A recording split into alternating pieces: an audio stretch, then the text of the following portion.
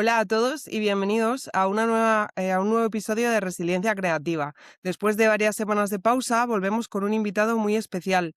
Hoy converso con Juan Pablo Villalobos, escritor mexicano y autor de varias novelas reconocidas internacionalmente, cuya obra explora algunas de las grandes preguntas de la experiencia humana: la identidad, la pertenencia, la migración o la forma en que intentamos encontrar un lugar en el mundo. A través de sus personajes y sus historias, Juan Pablo ha observado de cerca las contradicciones, los anhelos y las estrategias de supervivencia que utilizamos las personas cuando la vida nos obliga a adaptarnos al cambio, y lo ha hecho con una mezcla muy particular de humor, sensibilidad y lucidez. En esta conversación hablaremos sobre literatura, por supuesto, pero también sobre todo aquello que las historias pueden enseñarnos acerca de nosotros mismos, sobre lo que aprendemos cuando observamos con atención la condición humana y sobre cómo la imaginación puede ayudarnos a comprender realidades complejas. Una conversación sobre historias que nos ayudan a entender quiénes somos. Bienvenido, Pablo. Muchas gracias, Carmen. Muchas gracias por la invitación. ¿Cómo estás? Me hace mucha ilusión tenerte aquí y, bueno, como te comentaba, no solo por tu propia experiencia, ¿no?, de resiliencia creativa, sino también como observador de estas historias que has sido durante tantos años y contador de estas historias. ¿Qué has aprendido en todos estos años contando estas historias de resiliencia? Fíjate que yo tengo, digamos, una experiencia en distintas áreas o distintos sentidos. Una, la propia, es decir, mi propia escritura, que de eso supongo que en algún momento podemos hablar. Otra te diría que tiene que ver con mi actividad como profesor de escritura. Yo doy clases en la universidad de novela y después, sobre todo, tengo talleres literarios, muchos alumnos que han trabajado a lo largo de los años conmigo su escritura, y ahí es donde quizás he observado más el cómo utilizamos muchas veces la escritura para sublimar o simbolizar o de alguna manera, digamos, poner en escena ciertas cuestiones que nos están abrumando y que a partir de allí conseguimos enfrentarlas. Y después también porque he escrito algo de no ficción, particularmente un libro sobre niños migrantes, donde yo recogí los testimonios de un grupo de niños que habían hecho el viaje desde Centroamérica hasta Estados Unidos solos, es decir, los llamados menores no acompañados. Y allí también, digamos que al escuchar estas historias y también otras que hice, he hecho perfiles, he entrevistado personalidades de distinta índole, digamos que también ahí he aprendido bastante de cómo contar tu propia historia, aprender a contar tu propia historia, digamos, aprender a darle un orden y a tratar de entender el sentido que tiene, cómo eso acaba afectando también la manera en que te sientes y la manera en que continúas con tu vida. Sí, la verdad que es muy interesante porque también al hacer ese ejercicio es como que de alguna forma te colocas como observador de tu propia historia y eso te permite también verla desde una perspectiva totalmente distinta que cuando estás como dentro de ella, ¿no? Sí, fíjate que empezando por la parte de mi propia escritura, yo he escrito algunas novelas donde he utilizado mi propio nombre y donde he utilizado algunas de mis circunstancias, digamos, algunos de mis datos biográficos, aunque realmente no son novelas autobiográficas, ¿no? Es decir, el personaje se parece bastante a mí, no es exactamente como yo, pero se le parece. Y lo que sucede a nivel de la trama es todo ficción. Pero sí veo que hay allí en ese ejercicio de partir de tu propia identidad y partir de tus propias circunstancias e irte alejando hacia la ficción, hay algo que ahí siempre me ha interesado en ese desapego de la propia historia, es decir, de no sentir que tienes que contar exactamente las cosas que te pasaron, sino permitirte imaginar que al introducir la ficción en tu propio personaje, como que inadvertidamente, sin darte cuenta, sigues hablando de ti, es decir, sigues explorando tu propia historia, el qué podría haber sido, qué hubiera sido si, qué habría pasado si. etcétera, y que muchas veces en este ejercicio de imaginación, digamos, como que te sientes protegido, te sientes más tranquilo porque no estás tan preocupado por qué tanto puedes revelar o no. Debes de saber muy bien que cuando escribes algo que sí es netamente autobiográfico, esa historia no solamente es tuya, sino que también afecta a la gente que está a tu alrededor, a tu familia, a tu pareja, a tus hijos, a tus amigos. Entonces muchas veces estás preocupado por cómo esa escritura les va a afectar a ellos, ¿no? Es decir, lo que tú digas ahí, los juicios que emitas, las opiniones que tengas, etcétera, pueden herir, ¿no? Pueden lastimar, pueden perjudicar a otras personas y por lo tanto allí sí hay algo que sucede en la escritura autobiográfica siempre, que es una tensión en la escritura que te mantiene alerta de qué puedes y qué no puedes decir, ¿no? Y cuando introduces la ficción como que es una especie de medida de protección, de decir, ay, no, esto estoy inventándolo, ¿no? Me lo estoy inventando. Y entonces te permites mayor libertad, digamos, y de pronto, a veces en el instante y a veces con el paso del tiempo, a mí me ha sucedido incluso años después, te das cuenta que allí, aunque está ficcionado, seguías hablando de tus preocupaciones, de tus dolores, de tus asuntos pendientes, digamos, solo que están puestos en escena, digamos, sublimados y simbolizados a través de la ficción. Y ese ejercicio a mí siempre me ha parecido como muy interesante, es decir, mm, por supuesto que cada quien, y aquí pienso también en mis alumnas y mis alumnos, cada quien escribe lo que quiere escribir y asume la escritura con unas expectativas y unas premisas que cada quien decide, pero yo sí trato de que el momento en que te pongas a escribir, en lugar de que tus posibilidades de escritura se restrinjan, se estrechen, se abran. Es decir, tengas un espacio más amplio para explorar. Y muchas veces eso es lo que te permite la ficción y lo que tú sabes, este término que se ha utilizado mucho en los últimos años, la llamada autoficción, ¿no? Que es justamente esto, la mezcla de lo autobiográfico con la ficción. Totalmente, fíjate, la palabra que has dicho de libertad yo creo que lo describe muy bien y fíjate que yo cuando escribí mi libro, que es completamente autobiográfico, el primero, no sentí como esa restricción cuando estaba haciendo el primer manuscrito, por así decirlo, porque era casi una necesidad de soltar todo eso, pero sí que sentí todo esto que describes mucho en la parte más de corrección, de, ay, Anda. esto otro, ay, y, ¿sabes? Sí que hay como que sentí una privación de la libertad, de alguna forma, y, y sí, totalmente. Yo creo que cuando introduces la ficción, yo todavía no lo he hecho, me encantaría en algún momento escribir ficción. Tiene que ser como esa sensación de no, no hay límites, es libertad absoluta, ¿no? Es que sabes que lo que acabas de decir es muy importante porque ahí la conciencia de que eso que estás escribiendo se va a publicar cambia todo. Em, y a lo mejor es muy difícil, pero hay que intentarlo, asumir la escritura sin esa conciencia, con la libertad de desahogarte, de sacar lo que tengas que sacar, de decir lo que tengas que decir. Habrá otro momento para corregir, como tú bien lo acabas de decir, ¿no? Que es necesario, de hecho, y es muy importante, porque, insisto, publicar tiene una responsabilidad y publicar incluso, podemos hablar de que puede llegar a tener una responsabilidad incluso legal. Entonces, realmente uno tiene que, en un momento posterior, revisar, incluso compartir. Yo soy de los que comparte lo que escribe con la gente que está retratada. Por ejemplo, cuando he escrito personajes que son también de mi parte autobiográfica, aparecen mis hermanos, aparecen mis padres, aparecen amigos. En esas ocasiones, antes de enviar el manuscrito a la editorial, siempre les he dado a leer el manuscrito a esas personas y les he preguntado si se sienten incómodas, si hay algo que no les guste. Afortunadamente, me quieren mucho y han dicho que haga lo que quiera, ¿no?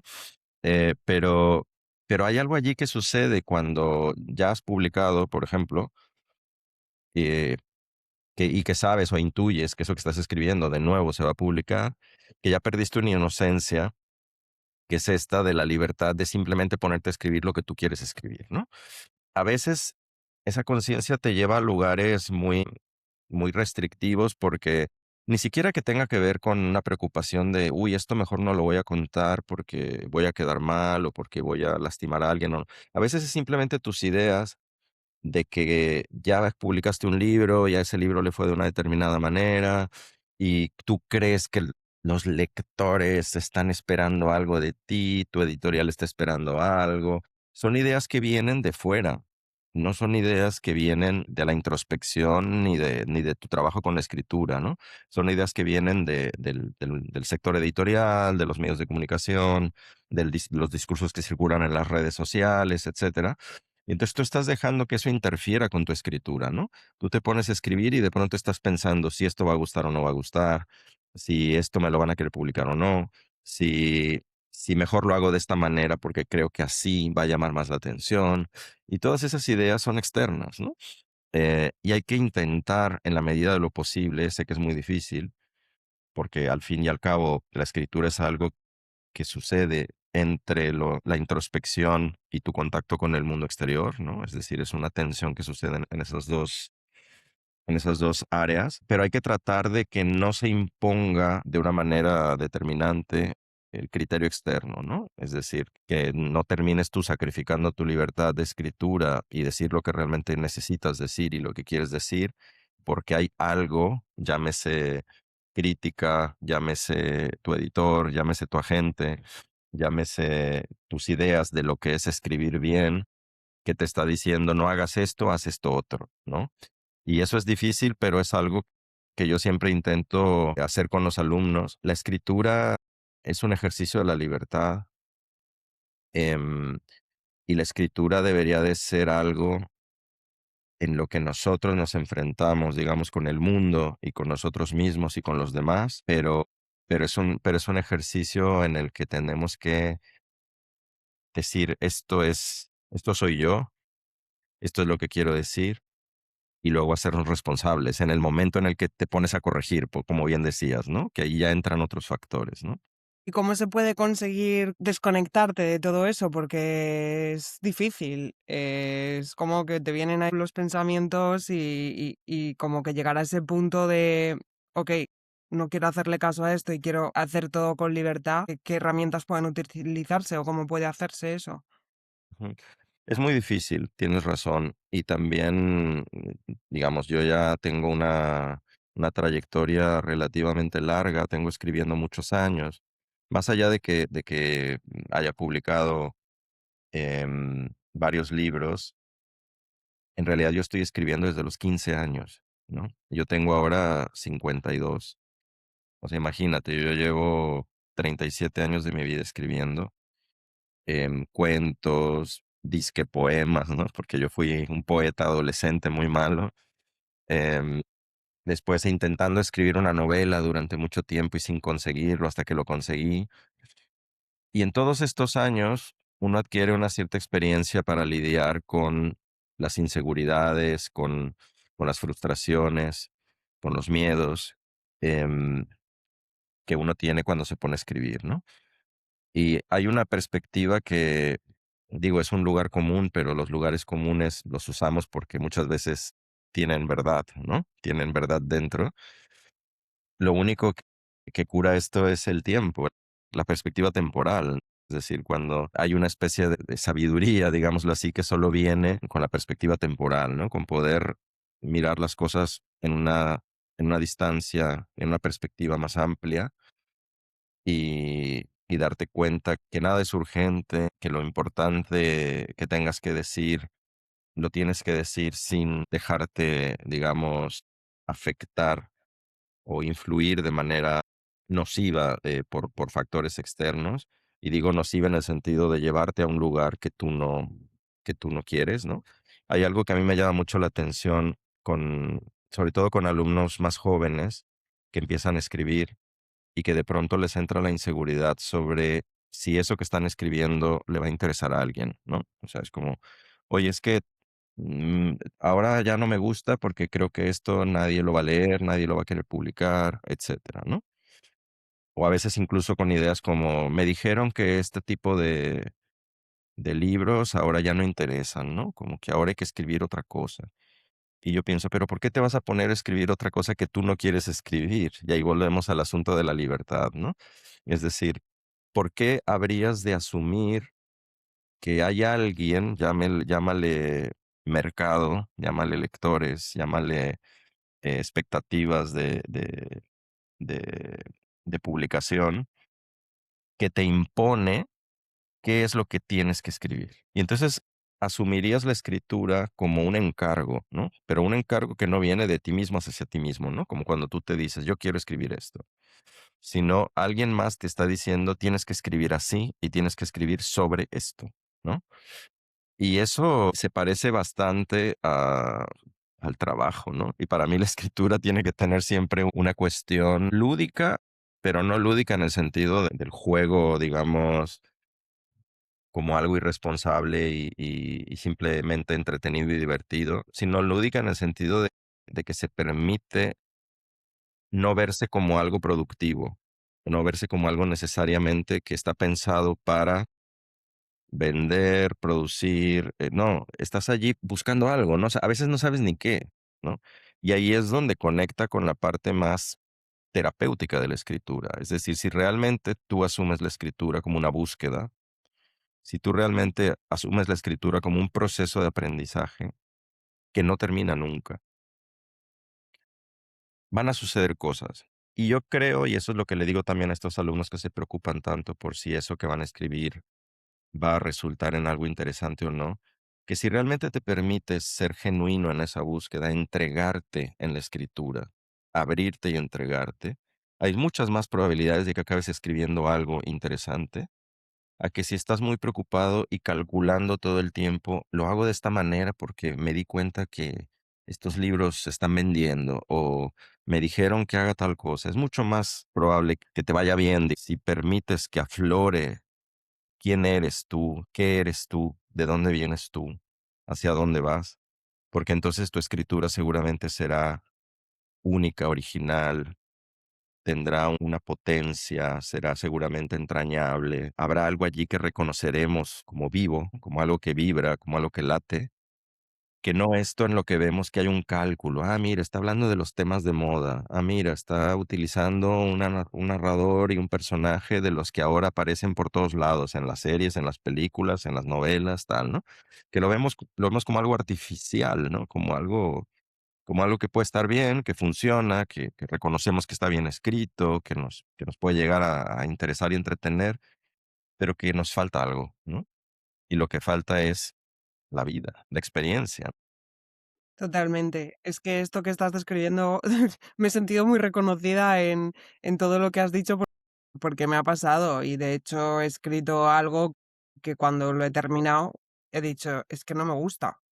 Es que esto no me representa y, bueno, he decidido, pues, transformarlo completamente, ¿no? Pero, bueno, yo creo que eso es parte de este aprendizaje que tú comentas, ¿no? Si no pasas por ahí, tampoco puedes llegar a ese punto en el que sientas una libertad absoluta, porque, esa libertad viene de haber atravesado, digamos, pues, todas estas fases en las que te vuelves prisionero de ti mismo, en muchos casos, y de todo lo que te rodea, ¿no? Sí, sabes que lo que pasa es que una de las partes más difíciles de la escritura tiene que ver con la valoración de tu propio trabajo, ¿no? Para bien y para mal. Es decir, a veces somos muy indulgentes y nos creemos que lo que estamos escribiendo es genial y entonces no somos serios, vamos a decirlo así, ¿no? Es decir, dejamos de poner la atención necesaria en la escritura y a veces somos demasiado exigentes, ¿no? Em, y a mí me ha sucedido que he abandonado cosas que estaba escribiendo, sobre todo cuando empecé a publicar, me pasaba mucho. Mientras escribía la segunda y la tercera novela, por ejemplo, abandoné muchísimos inicios de mi siguiente libro, ¿no? Pero te estoy hablando de haber escrito muchísimo, no que escribiera 3 páginas y me arrepintiera, sino que a veces había escrito 80 páginas, ¿no? A veces había escrito una vez llegué a escribir 200 páginas, ¿no? Y darte cuenta que un día de pronto dices, es exactamente lo que tú dijiste, como un día de pronto te das cuenta, esto no es lo que yo quería escribir, esto no me gusta, esto, ¿por qué estoy haciendo esto, no? Hay una cosa como muy rara de la capacidad que tenemos de estar como engañados durante un tiempo relativamente largo, ¿no? Como meses, de creer que eso que estás haciendo es lo que quieres, ¿no? Y de pronto un día te das cuenta que no, y tienes que asumir que hay que volver a empezar o que hay que reescribir y que eso no es un tiempo desperdiciado y que eso es parte de la escritura de la novela, ¿no? Es decir, llegar a la versión definitiva solo era posible si te pasabas todo ese tiempo fracasando con ese otro manuscrito, vamos a decirlo así, ¿no? Y que nunca es un fracaso total, porque en ese libro, por ejemplo, yo cada vez que abandonaba una de esas versiones, empezaba con algo, con más cosas, es decir, tenía otro personaje, tenía otro aspecto de la trama que había entendido mientras hacía la versión anterior, es decir, se iba como acumulando. Y cada vez que empezaba estaba más preparado para escribir ese libro, ¿no? Como más maduro para escribir ese libro. Eso es algo que sigo pensando que funciona así, solo que quizás ahora tengo más experiencia y desconfío menos. Pero lo que te iba a decir es que me sucede con cierta frecuencia que voy a mis archivos porque tengo ahí todas esas carpetas de todos esos intentos abandonados y de vez en cuando voy allí por curiosear, ¿no? A mirar alguno de esos, o porque te acuerdas de algo, ¿no? Y dices, ah, yo creo que había escrito algo así, y vas y lo buscas y a veces lo lees y piensas, ¿por qué lo abandoné? ¿No? O sea, de pronto lo lees y hay como un ejercicio también medio megalómano, porque también dices, oye, estaba muy bien. Como que de pronto lo lees y dices, esto estaba muy bueno. Y tú y en esa época pensaste que era pésimo y lo dejaste, ¿no? Y de pronto ahora ha pasado el tiempo, tienes una distancia, estás, digamos, has podido desdoblarte y mirar desde otro lugar y reconocer que sí había algo allí interesante que no supiste ver mientras estabas escribiendo, ¿no? Entonces, esa capacidad de no castigarte en exceso, como decías tú, de no ser prisionera de ti misma. Estaba leyendo esta semana la primera novela de Balzac, que es muy linda, La piel de Zapa, y dice en un momento dado que un personaje se había hecho déspota de sí mismo. Y me encantó la frase, ¿no? Y es esto, nos hacemos déspotas de nosotros mismos. Nadie nos está obligando a nada. Es decir, no tenemos un capataz, un jefe, no está mi editor aquí atrás con un látigo diciéndome, escribe, escribe, ¿no?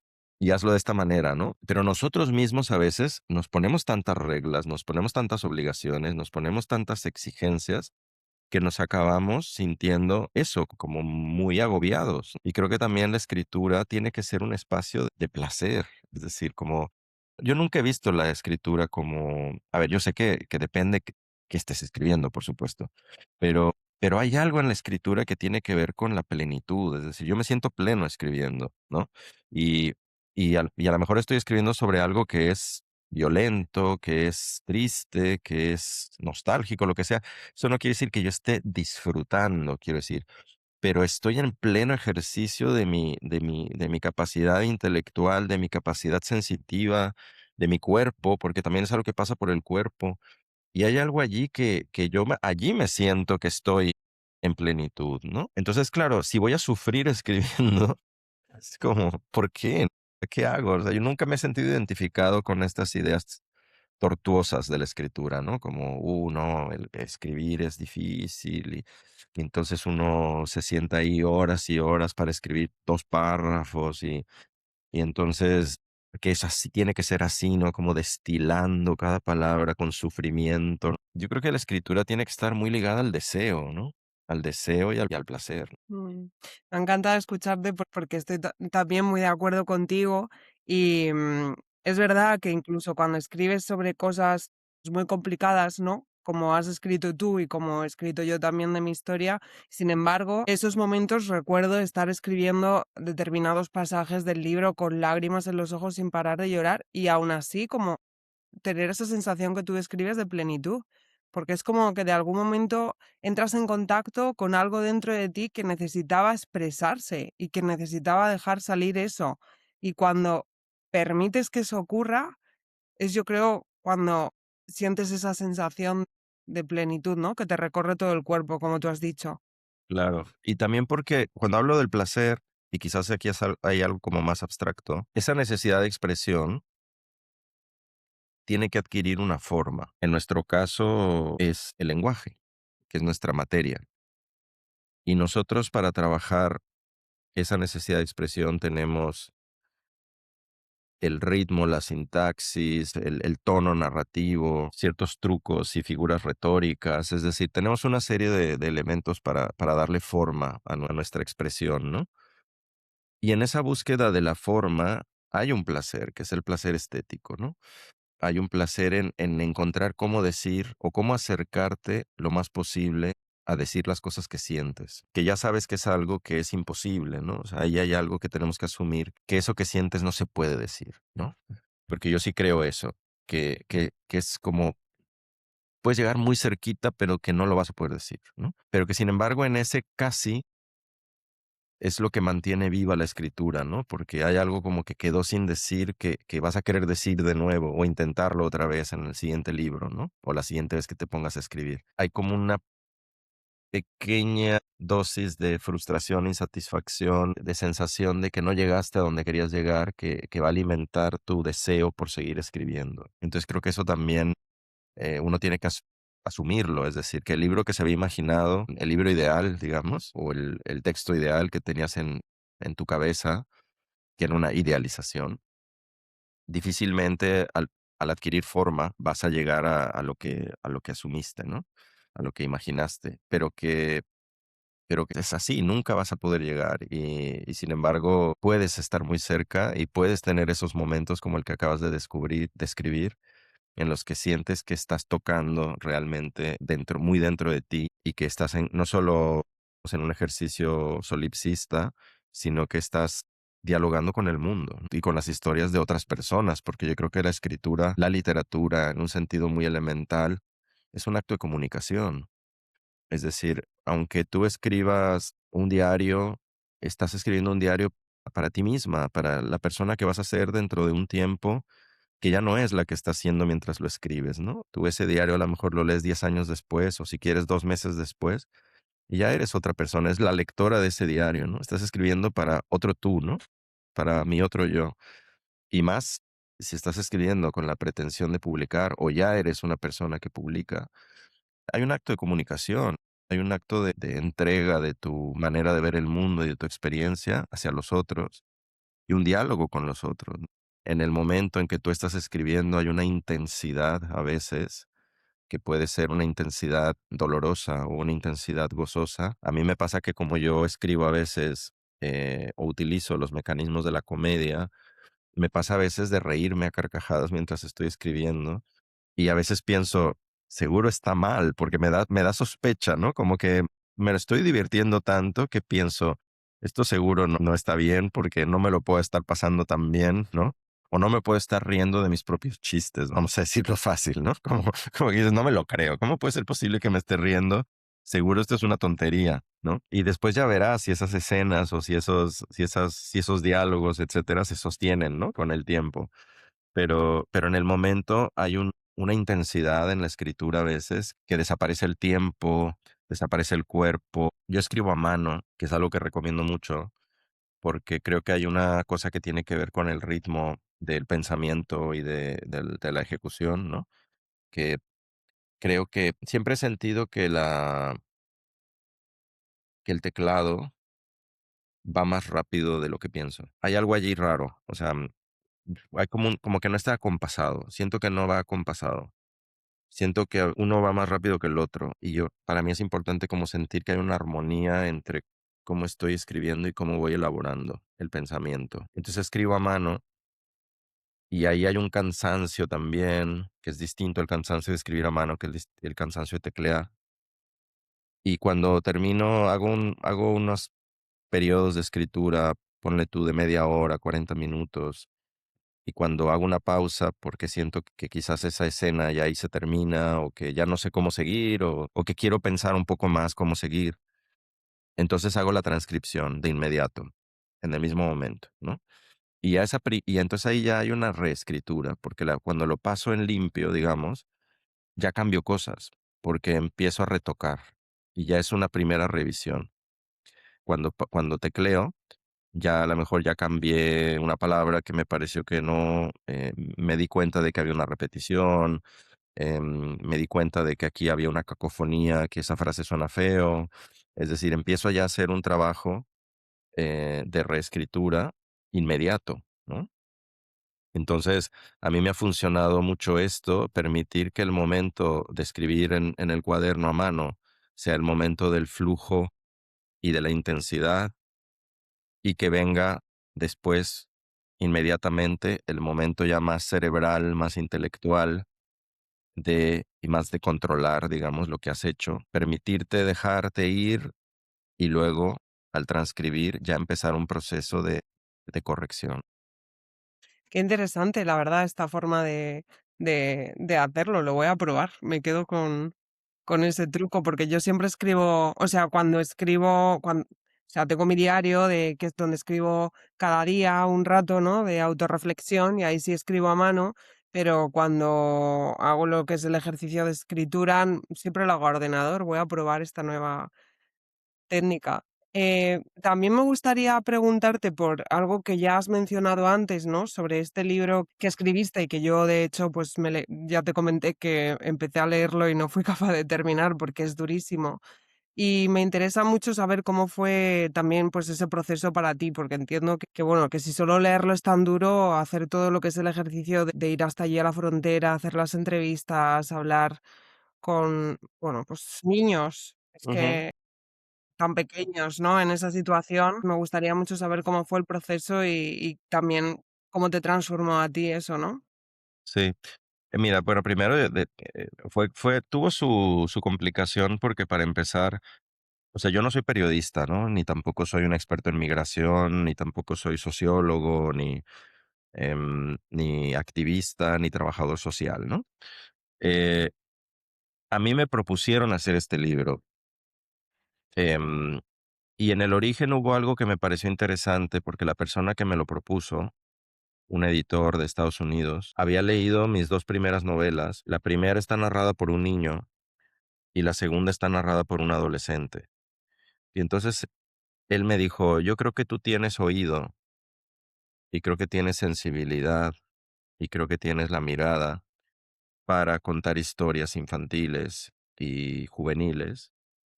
Y entonces me propone que vaya a Estados Unidos a entrevistar, a estos niños y niñas, ¿no? Y claro, estamos hablando de hace más de 10 años. 2014 fue un año particularmente, delicado en la frontera. Llegó a haber 70,000 niños detenidos en la frontera. Entonces, esto, la noticia estaba, por todos lados. Yo la había seguido con bastante atención. Y claro, hay un momento en el que te das cuenta de que algo te está llamando, que tú tienes la posibilidad de hacerlo, que crees que es importante. Y entonces decidí aceptar porque me pareció que había allí como una especie de deber, ¿no? Casi que un deber moral, ¿no? Como me lo están ofreciendo, yo puedo hacerlo, me dan los medios para hacerlo, es algo que yo creo que hay que hacer y allá voy, ¿no? Claro, como bien dices, la experiencia de escuchar los testimonios, de estar con las niñas y los niños.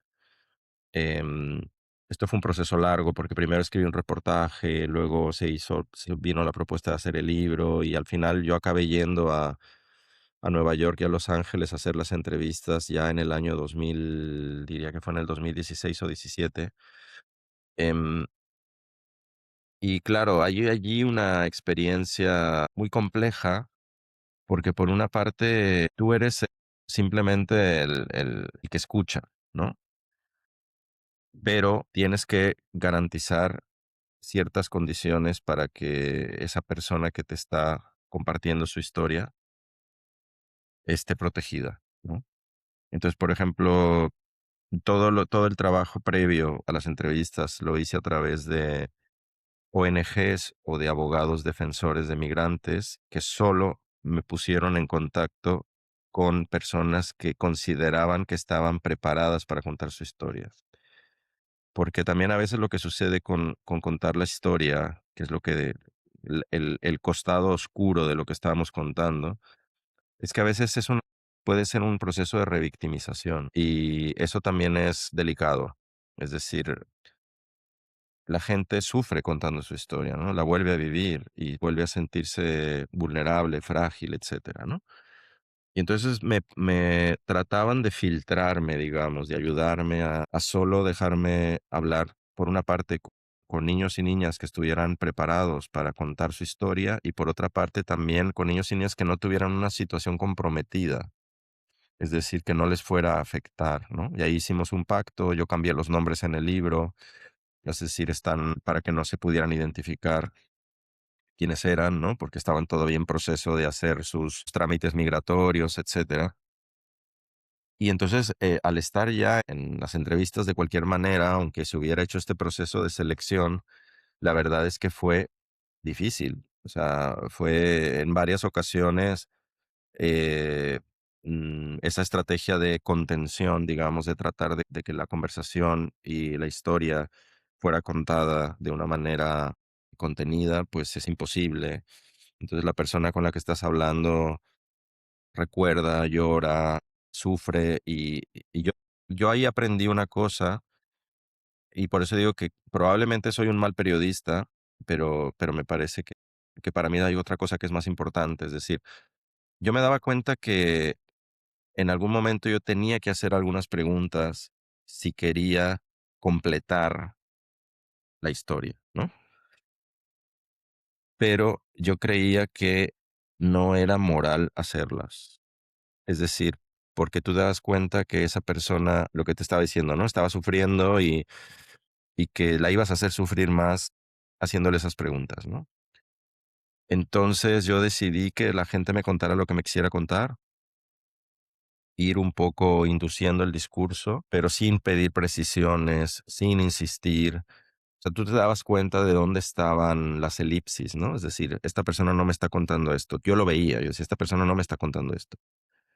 Pero yo no iba a decirle: "Oye, cuéntame esto", porque además mi libro era un libro literario, o esa era la pretensión que tenía, no era, digamos, un testimonio que fuera a ser utilizado, por ponerte un ejemplo, en la Corte Penal Internacional, o que fuera a ser utilizado ante un juez, que en ese caso sí necesitaríamos decirle a la persona: "Oye, dame los detalles, ¿no? Explícame esto, porque esto lo necesitamos utilizar para defenderte", ¿no?